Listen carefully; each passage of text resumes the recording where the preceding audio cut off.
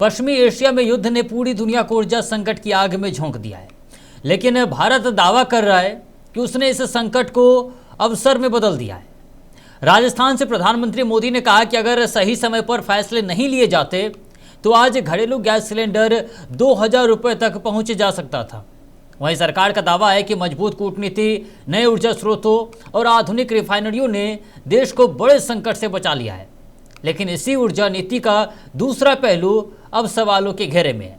यानी कि दो तस्वीर आपके सामने है, दोनों ऊर्जा नीति पे है।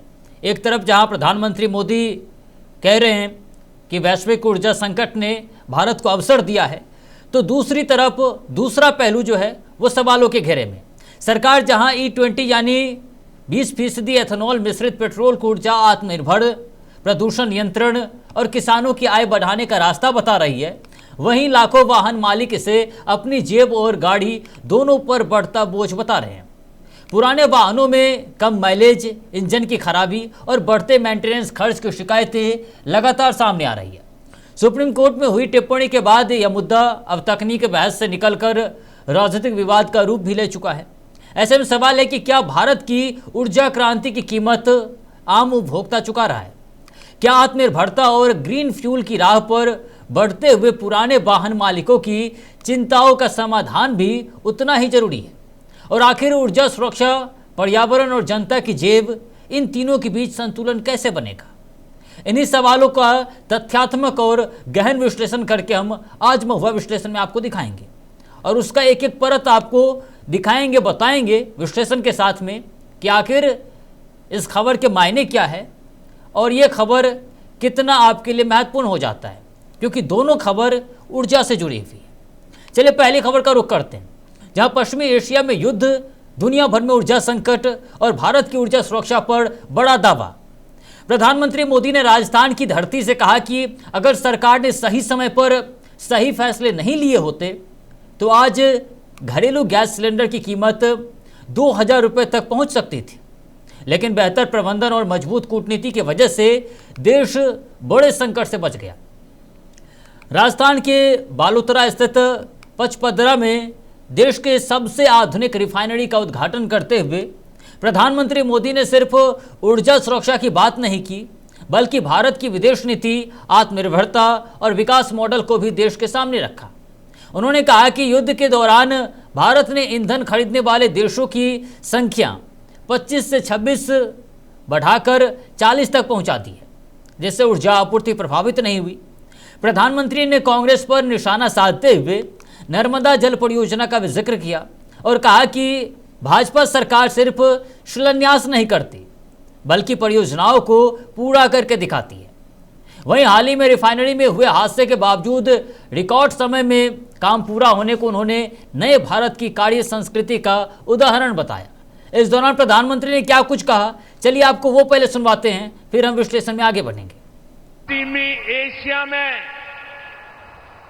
युद्ध की वजह से पूरी दुनिया में हाहाकार मचा है। हर देश त्रस्त है। इस युद्ध ने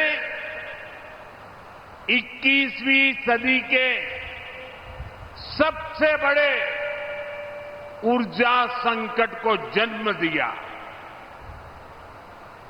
बड़े बड़े देश आज ईंधन की किल्लत से जूझ रहे हैं, लेकिन साथियों,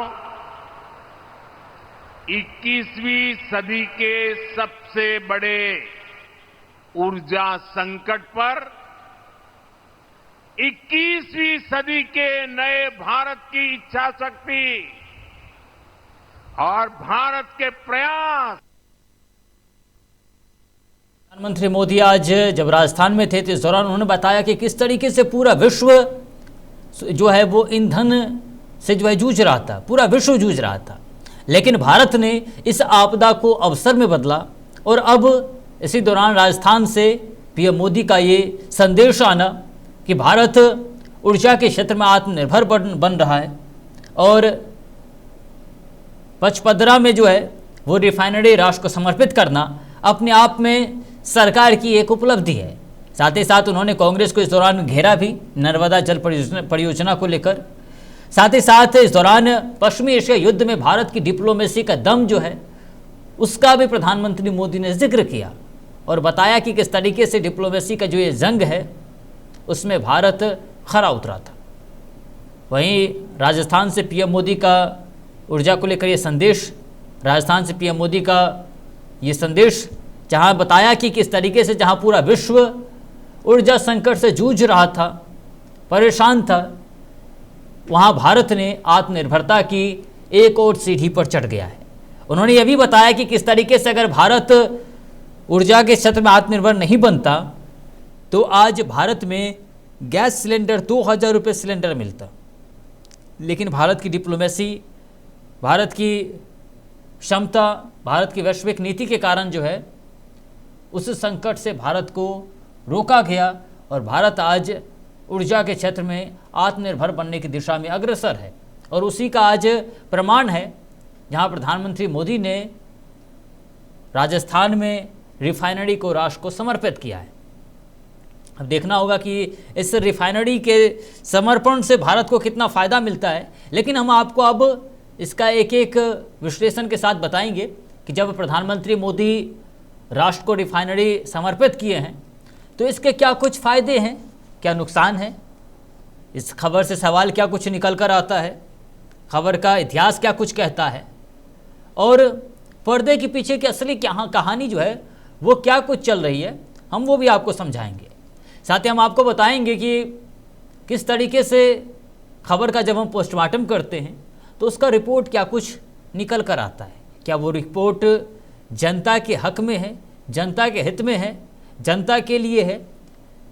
तो इस खबर का हम विश्लेषण करके आपको बताएंगे, दिखाएंगे भी कि आखिर खबर क्या कुछ कहता है, खबर के मायने क्या है, खबर से सवाल क्या निकलता है और खबर का पोस्टमार्टम करने के बाद रिपोर्ट क्या कुछ निकलकर सामने आता है, ये भी हम आपको बताएंगे।